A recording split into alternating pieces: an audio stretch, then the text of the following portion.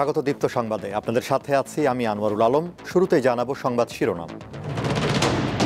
তিস্তা নদী রক্ষায় হাঁটু পানিতে নেমে প্রতিবাদ, চলছে নাচ গান সহ নানা আয়োজন। চট্টগ্রাম বন্দরে চালু হলো অত্যাধুনিক অনলাইন গেট পাস, অ্যাপে চলবে কার্যক্রম।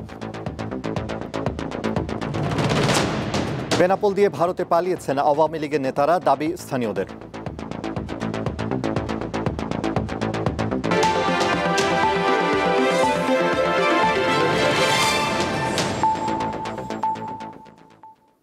এবারে বিস্তারিত।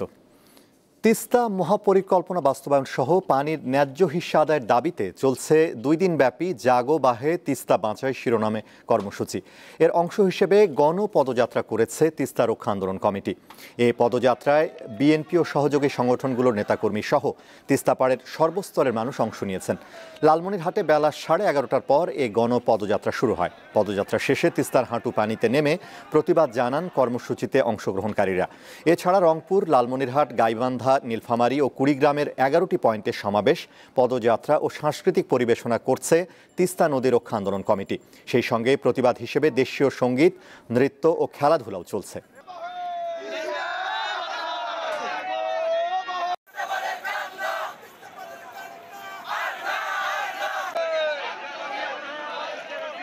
ভারত সরকার দীর্ঘদিন থেকে আমাদের ডুবিয়ে মারতেছে। বন্যার সময় তারা পানি ছাড়ি দেয়, খরার সময় আমরা পানি পাই না।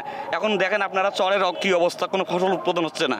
যখন ধানের গাছ খালি হয় তখন আমরা পানি ছাড়ি দেয়। 11 বার নদী ভাঙছি। আমার ইটিয়া ভিটিয়া কিছু নেই, বাপের গোরস্থান নাই, আমার বাপ দাদুর কবর নাই, স্কুলের আমরা এমন অসহায় আছি। তিস্তা নদীর চরে এখন বসবাস করিয়াছি। আমরা সরকারের কাছে ধান চাই না, চাউল চাই না, রিলিফ চাই না, খেতা বালিশ কিচ্ছু চাই না। আমরা চাই আমাদের নদীটা সংস্কার করে আমাদের বসবাসযোগ্য এবং আমাদের কর্মস্থান, আমাদের কর্ম করিয়া বাঁচতে পারি। দর্শক, জানবো রংপুরের কর্মসূচির খবর। সরাসরি যোগ দিচ্ছেন সহকর্মী বাবলুর রহমান বারী। রংপুরে কি কর্মসূচি চলছে আর সার্বিক পরিস্থিতি আমাদের জানান। যে আনোয়ারুল, আপনি যেমনটি রয়েছেন, আমি এই মুহূর্তে রয়েছি গঙ্গাছড়া উপজেলার তিস্তার চরে। আপনি জানেন যে কালকে থেকে 48 ঘন্টা যে আসলে যে জাগোবাহী তিস্তা বাঁচাই এই স্লোগানকে সামনে রেখে, এছাড়া নদী মাতৃত্ব যে আসলে দিয়ে দিচ্ছেন, সেই কারণে আসলে দেখতে পাচ্ছেন যেখানে আজকে প্রধান অতিথি হিসেবে রয়েছেন মেজর হাফিজ উদ্দিন, তিনি আসলে কিন্তু রয়েছেন তারেক রহমান। আপনি দেখতে পাচ্ছেন যে ভার্চুয়ালি যোগ দিয়েছেন। আপনাকে জানিয়ে রাখি, তিস্তার যে আসলে ন্যায্য হিস্যা দাবিতে যে সাধারণ মানুষ আসলে লক্ষ লক্ষ মানুষ 11টি পয়েন্টে আসলে তারা এই তিস্তা বাঁচাও নদী বাঁচাও আন্দোলনে তারা যোগ দিয়েছেন। তারা 48 ঘন্টা ধরে এই আন্দোলন তারা করছে। আজকে রাত কিন্তু 12টা পর্যন্ত তাদের এই যে আসলে লাগাতার কর্মসূচি, সেটি কিন্তু তারা পালন করবেন।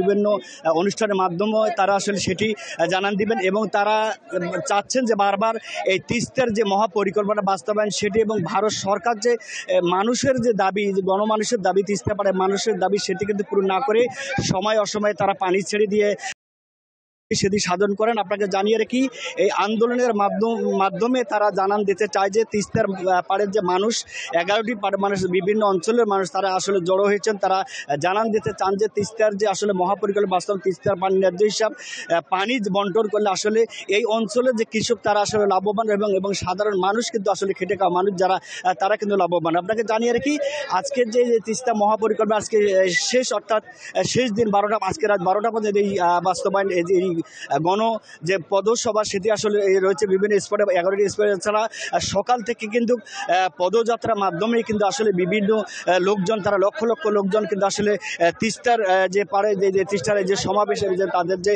আসলে যে যে আসলে যে সমাবেশ, যেটিকে বলেন যে আসলে লাগাতার কর্মসূচি, সেটি কিন্তু বাস্তবায়ন করবেন। তা আমি আপনাকে আরেকটি বিষয় জানিয়ে রেখে, আজকের এই কর্মসূচির মাধ্যমে কিন্তু আসলে ভারত সরকারকে জানান দিতে চায় এবং ভারত সরকারের মাধ্যমে তারা চাচ্ছে যে সঠিক সমাধান দিয়ে এই অঞ্চলের মানুষকে পানির ন্যায্য হিস্যা দিয়ে কিন্তু এই বাংলাদেশ তথা উত্তরাঞ্চল মানুষের সমস্যার সমাধান করবেন। তো এই ছিল আমার কাছে রংপুর তিস্তাপাড়ের তিস্তা চর অঞ্চল থেকে।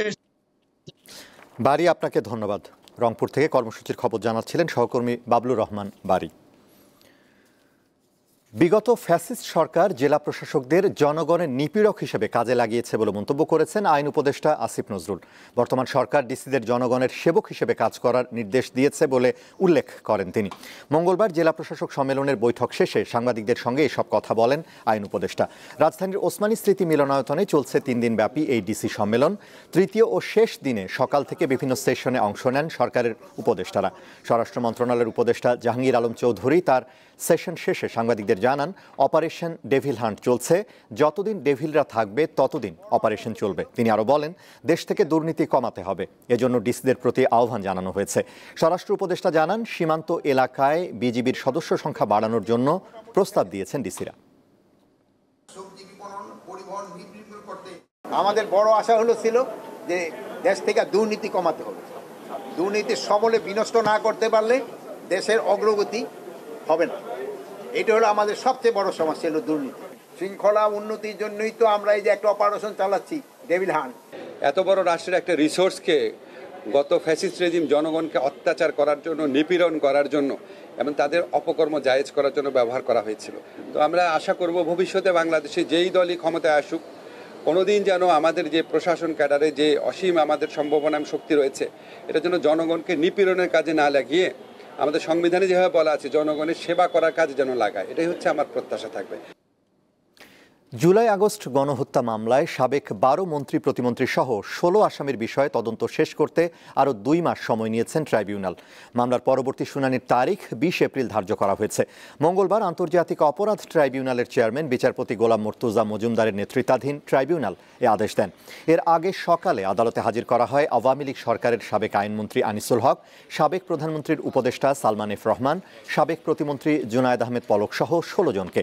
আদালতে হাজির হওয়া অন্য আসামিরা হলেন আওয়ামী লীগ সরকারের মন্ত্রী ফারুক খান, দীপু মনি, আব্দুর রাজ্জাক, শাহজাহান খান, কামাল আহমেদ মজুমদার, গোলাম দস্তগীর গাজী, আমির হোসেন আমু, কামরুল ইসলাম, সাবেক উপদেষ্টা তৌফিক ইলাহি চৌধুরী, ওয়ার্কার্স পার্টির সভাপতি রাশেদ খান মেনন, জাসদ সভাপতি হাসানুল হক ইনু, সাবেক বিচারপতি শামসুদ্দিন চৌধুরী মানিক এবং সাবেক স্বরাষ্ট্র সচিব জাহাঙ্গীর আলম। জামায়াতে ইসলামীর সাবেক ভারপ্রাপ্ত সেক্রেটারি জেনারেল এটিএম আজহারুল ইসলামের মুক্তির দাবিতে বিক্ষোভ সমাবেশ ও মিছিল করেছেন দিনাজপুর জেলা জামায়াতের নেতাকর্মীরা। সকালে দিনাজপুর ইনস্টিটিউট মাঠ প্রাঙ্গণে বিক্ষোভ সমাবেশ অনুষ্ঠিত হয়। কর্মসূচিতে বক্তারা বলেন, অন্তর্বর্তী সরকারের দায়িত্ব গ্রহণের 6 মাস পার হয়েছে। স্বৈরাচারী শেখ হাসিনার পতনের পর দেশবাসী আশা করেছিল যারা মিথ্যা মামলায় কারাগারে আটক রয়েছেন তারা মুক্তি পাবেন, কিন্তু গত 6 মাসে ফাঁসির আসামি সহ অনেকেই মুক্তি পেলেও এটিএম আজহারুল ইসলাম মুক্তি পাননি। এর ফলে জামায়াতে ইসলামী বাধ্য হয়ে বর্তমান সরকারের আমলে প্রথমবারের মতো রাজপথে নামতে বাধ্য হয়েছে বলে উল্লেখ করেন বক্তারা। সমাবেশ শেষে বিক্ষোভ মিছিল বের করা হয়।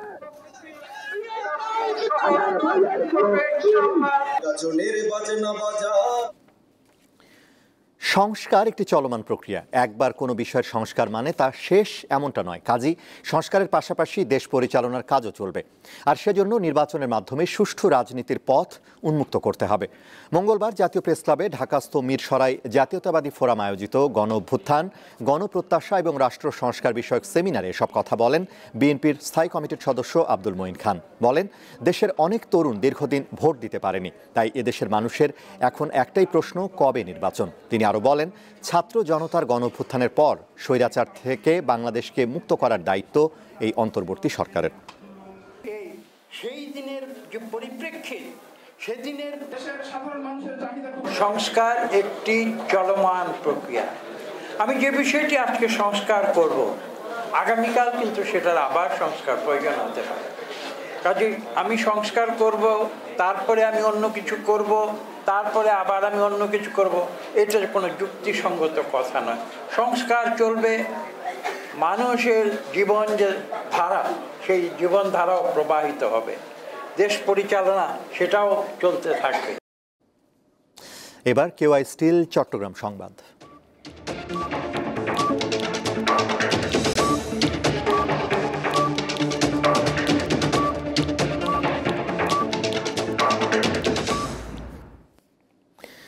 ম্যানুয়ালের পরিবর্তে অবশেষে চট্টগ্রাম বন্দরে চালু হলো অত্যাধুনিক অনলাইন গেট পাস সিস্টেম।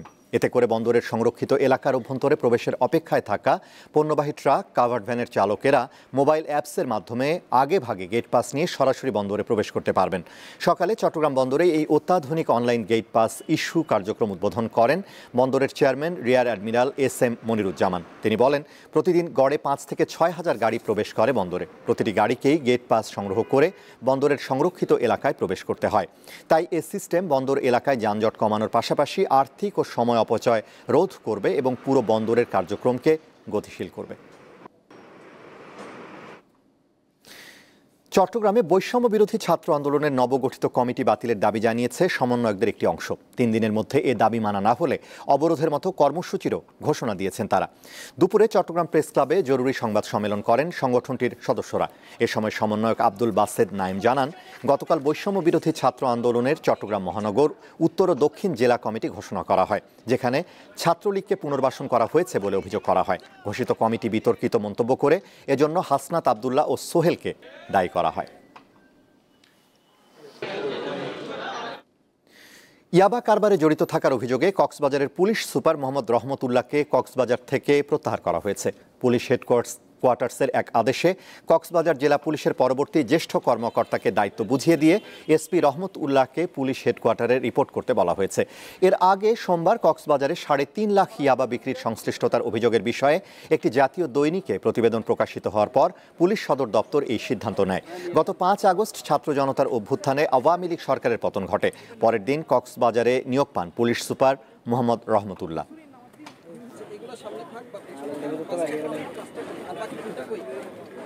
গাইবান্ধায় কুলখানির অনুষ্ঠানে খাবার খেয়ে 2 দিন 114 জন হাসপাতালে ভর্তি হয়েছে। স্থানীয়রা জানায়, সোমবার দুপুরে উপজেলার বাদিয়াখালী ইউনিয়নের ফুলবাড়ি রিফায়েতপুর গ্রামের বেলাল হোসেনের বাড়িতে গ্রামের মুসল্লি ও আত্মীয় স্বজনরা কুলখানির দাওয়াত খেয়ে যায়। খাবার খাওয়ার পর উপস্থিত অন্তত 200-রও বেশি মানুষ অসুস্থ হয়ে পড়েন।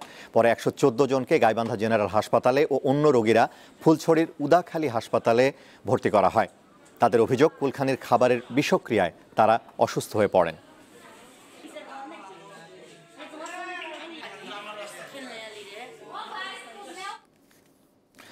ছাত্র জনতার আন্দোলনে শেখ হাসিনা সরকারের পতনের পর আওয়ামী লীগ, যুবলীগ ও ছাত্রলীগের বড় বড় নেতারা বেনাপোল সীমান্ত দিয়ে ভারতে পালিয়ে যান বলে অভিযোগ রয়েছে। তারা ওই সীমান্ত নিরাপদ রুট হিসেবে ব্যবহার করেন, আর তাদেরকে সহায়তা দেন দালালরা, এমনই দাবি স্থানীয়দের। 2024 সালের 5 আগস্ট আওয়ামী লীগ সরকারের পতনের পর দলটির অনেক নেতা এবং সহযোগী ছাত্রলীগ, যুবলীগের বেশ কিছু নেতা জনরোষ থেকে বাঁচতে ভারতে পালিয়ে যান। অভিযোগ রয়েছে, বেনাপোলের বিভিন্ন সীমান্ত দিয়ে ছদ্মবেশ ধারণ করে তারা ওই দেশে আশ্রয় নেন। বেনাপোল ইমিগ্রেশন দিয়ে ভারতে পালিয়ে যাওয়ার সময় পুলিশের হাতে আটক হয়েছেন 9 জন, আর বিজিবি আটক করেছে 2 জনকে। পালিয়ে যাওয়া নেতাদের অনেককে এখন কলকাতার নিউ টাউন, মার্কুইজ স্ট্রিট ও সল্ট লেক এলাকায় দেখা যাচ্ছে। তারা কিভাবে সীমান্ত অতিক্রম করেছেন এ প্রশ্ন স্থানীয়দের। আওয়ামী লীগের যারা অন্যায় কাজ করেছে, যারা চাঁদাবাজি করেছে, যারা লুটপাট করেছে, তারা পালিয়ে গেছে দেশ ছেড়ে। তো আমরা মনে করি এই পালিয়ে যাওয়াটার ব্যাপারে আমাদেরকে অত্যন্ত সজাগ এবং সচেতন থাকতে হবে। প্রশাসনের উচিত যে এই বিষয়ে নজরদারি বাড়ান। কোন রকম দুষ্কৃতী অবৈধভাবে ভারতে না যেতে পারে সেদিকে নজরদারি করার জন্য অনুরোধ রাখছি। বেনাপোল বন্দর দিয়ে মামলার কোনো আসামি ভারতে পালিয়ে যাওয়ার সুযোগ নেই বলে জানান ইমিগ্রেশন পুলিশ। আমরা 5 আগস্টের পর থেকে অদ্যাবধি বেনাপোল ইমিগ্রেশন ব্যবহার করে ভারত যাওয়ার কালে আমরা মোট 9 জন আসামিকে গ্রেপ্তার করছি এবং এই 9 জন আসামিদেরকে আমরা গ্রেপ্তার করে পোর্ট থানায় হস্তান্তর করেছি। বেনাপোল সীমান্ত দিয়ে এখনো কেউ কেউ ভারতে পালিয়ে যাওয়ার চেষ্টা করছে বলে দাবি স্থানীয়দের। দীপ্ত বার্তা কক্ষ। এবারে ডেটল ও হারপিক অমর একুশে গ্রন্থমেলা।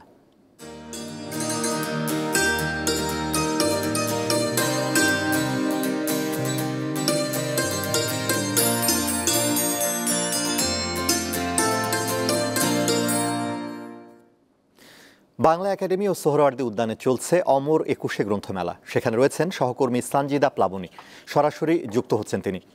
প্লাবনী, মেলায় ক্রেতা দর্শনার্থীদের সমাগম কেমন দেখছেন, আর কি ধরনের বইয়ের প্রতি আগ্রহ বেশি?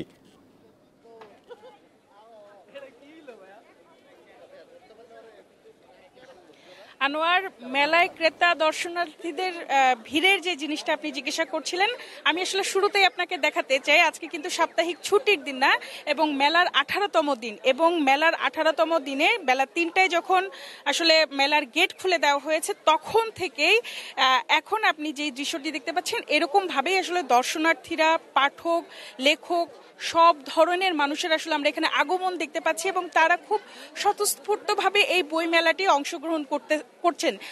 আমরা আসলে তাদের সাথে কথা বলেছিলাম। বেশিরভাগই আসলে দর্শনার্থী এসেছেন, তাদের প্রিয়জনদের সাথে নিয়ে, পরিবারের সাথে নিয়ে এসেছেন, এবং তারা বই দেখছেন, নতুন বইয়ের আশা করছেন। বিভিন্ন ধরনের বইয়ের আসলে এখানে চাহিদা রয়েছে। আপনি স্পেসিফিক জানতে চেয়েছিলেন যে কি ধরনের বই পাঠক বা দর্শক পছন্দ করে থাকেন। আমরা এসে কিন্তু আসলে পাঠক বা দর্শকদের সাথে কথা বলেছি, কিংবা স্টলে যারা কর্মরত রয়েছেন, প্রকাশক রয়েছেন, তাদের সাথেও কিন্তু আমরা কথা বলেছি। তারা কিন্তু আসলে বলেছেন যে আসলে বিভিন্ন ধরনের মানুষের বিভিন্ন ধরনের বইয়ের প্রতি তাদের আকর্ষণ রয়েছে, এবং তারা ছোটরা যেমন ছোটদের বই খুঁজছেন, বড়রা, স্কুল পড়ুয়া শিক্ষার্থীরা কিন্তু বিজ্ঞান যে ভিত্তিক বইগুলি রয়েছে সেগুলি খুঁজছেন। আবার বড়রা আছেন যারা গল্প, উপন্যাস, বা এখন পর্যন্ত আমরা যে কয়েকটি প্রকাশনার সাথে কথা বলেছি, তারা কিন্তু আমাদেরকে জানিয়েছেন যে এখন পর্যন্ত আসলে বই বিক্রির দিক দিয়ে যদি বলা যায়, সেক্ষেত্রে তারা হুমায়ুন আহমেদের বই তারা বেশি বিক্রি করছেন বলেও কিন্তু আমাদেরকে তারা জানিয়েছেন। সুতরাং এখানে আসলে আমরা যখন এসেছি আসার পর থেকে কিন্তু আমরা আসলে দেখতে পাচ্ছি যে ক্রেতা, দর্শক, দর্শনার্থী, পাঠক, সমস্ত ধরনের, সমস্ত বয়সী, সমস্ত লোকদের কিন্তু এখানে আসলে মিলন মেলা একটি তৈরি হয়েছে। প্রাণের যে মেলা বলা হয়, বা অমর একুশে গ্রন্থমেলার জন্য যে দীর্ঘ 1 বছর ধরে পাঠক, দর্শনার্থী, লেখকরা অপেক্ষা করে থাকেন, তাদের যে মিলন হয়, সেটা কিন্তু আমরা আসলে দেখতে পাচ্ছি। আনোয়ার, আমার কাছে ছিল এই সর্বশেষ অমর একুশে গ্রন্থমেলার সর্বশেষ পরিস্থিতি। প্লাবনী, আপনাকে ধন্যবাদ। বইমেলার খবর জানাচ্ছিলেন সহকর্মী সানজিদা প্লাবনী। অমর একুশে গ্রন্থমেলায় হাইজিন পার্টনার হিসেবে কাজ করছে ডেটল হারপিক। এবার টানা 4থবারের মতো বইমেলায় কাজ করছে প্রতিষ্ঠানটি। বইমেলার সবগুলো প্রবেশপথে দর্শনার্থীদের ডেটল দিয়ে হাত ধোয়ার ব্যবস্থা রয়েছে। এছাড়া মেলায় স্বাস্থ্যসম্মত টয়লেট সেবা নিশ্চিতে কাজ করছে হারপিক। নারী ও পুরুষদের জন্য আলাদা টয়লেটের পাশাপাশি আলাদা পরিচ্ছন্নতা কর্মীর ব্যবস্থা করেছে হারপিক। হ্যান্ড হাইজিন ও টয়লেট হাইজিন ছাড়াও বইমেলায় যাওয়া শিশুদের হাইজিন শিক্ষার জন্য রয়েছে Dettol Harpic hygiene curriculum stall. এই স্টলের মাধ্যমে বাচ্চারা বিভিন্ন ধরনের মজার অ্যাক্টিভিটি করছে, গেম খেলছে ও গিফট পাচ্ছে।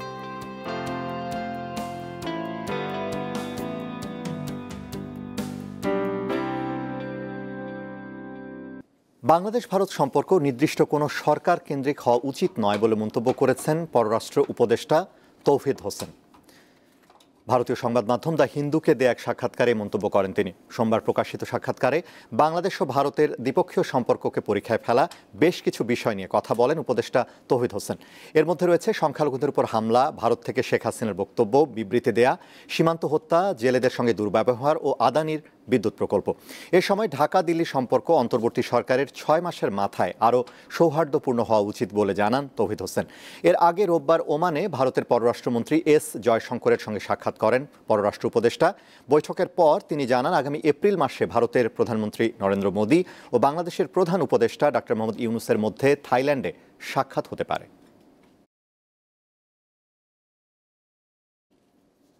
খেলার খবর। চ্যাম্পিয়ন্স লিগের শেষ 16 নিশ্চিতের লড়াইয়ে রাতে মাঠে নামছে বায়ার্ন মিউনিখ। অ্যালিয়েঞ্জ অ্যারেনায় রাত 2টায় সেল্টিকের বিপক্ষে লড়বে তারা। একই সময় বেনফিকা লড়বে মোনাকোর বিপক্ষে। আর আতালান্তার প্রতিপক্ষ ক্লাব বুর্গ রাত 11:15টায় ফেওনেডের প্রতিপক্ষ ইতালিয়ান জায়ান্ট। চ্যাম্পিয়ন্স লিগের গ্রুপ পর্বের শুরুতে কেউই ভাবেনি বায়ার্ন, রিয়াল, পিএসজির মতো দলগুলোকে খেলতে হবে প্লে অফ পর্ব। আর প্লে অফে ছোট দলগুলোর বিপক্ষেও কঠিন চ্যালেঞ্জের মুখে নামি ক্লাবগুলো। সে মিশনেই এবার সেল্টিকের বিপক্ষে মাঠে নামবে বায়ার্ন।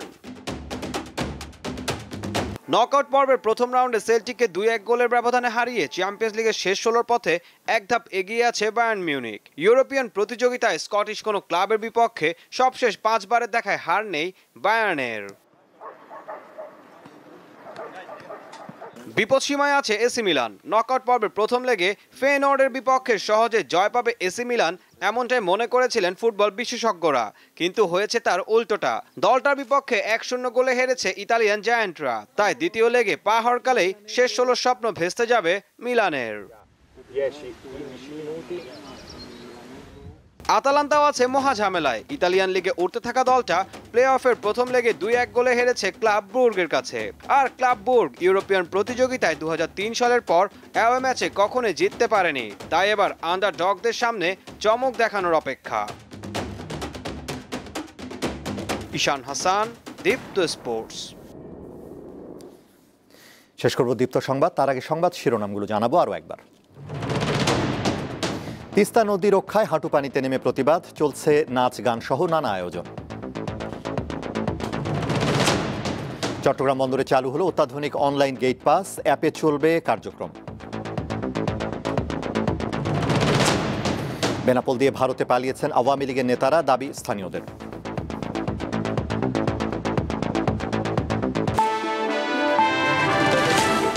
এই ছিল এখনকার মতো। আমাদের পরবর্তী দীপ্ত সংবাদ সন্ধ্যা 6:40 দেখার আমন্ত্রণ।